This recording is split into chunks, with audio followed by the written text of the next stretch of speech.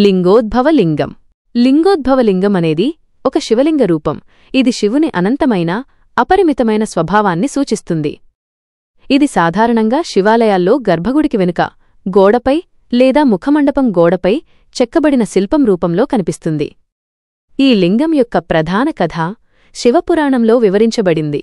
బ్రహ్మ మరియు విష్ణువు మధ్య ఎవరు గొప్ప అనే దానిపై వివాదం వచ్చినప్పుడు వారి ముందు ఒక అగ్నిస్తంభం శివలింగం ఆవిర్భవించింది. ఆ స్తంభం యొక్క ఆది మరియు అంతం కనుగొనడానికి బ్రహ్మహంస రూపంలో పైకి ఎగిరాడు, విష్ణువు వరాహరూపంలో క్రిందకి వెళ్లాడు. కాని ఎంత ప్రయత్నించినా ఆ స్తంభం యొక్క మొదలు మరియు తుది కనుగొనలేకపోయారు. చివరికి బ్రహ్మ మరియు విష్ణువు ఇద్దరూ శివుడే సర్వోన్నతుడు అని గ్రహించారు. ఈ సంఘటనను గుర్తుచేసుకుంటూ శివుడు లింగాకారంలో ఆవిర్భవించినందున ఆ రూపాన్ని లింగోద్భవలింగం అంటారు. ఈ శిల్పంలో అగ్నిస్తంభం మధ్యలో శివుడు నిలబడి ఉంటాడు. పైభాగంలో బ్రహ్మహంస రూపంలో, క్రింద భాగంలో విష్ణువు వరాహరూపంలో కనిపిస్తారు. ఇది శివుని ఆధిపత్యాన్ని మరియు సృష్టి స్థితి లయకారకుడు ఆయనే అని సూచిస్తుంది. మీరు శివాలయంలో ఈ శిల్పాన్ని గమనించారా?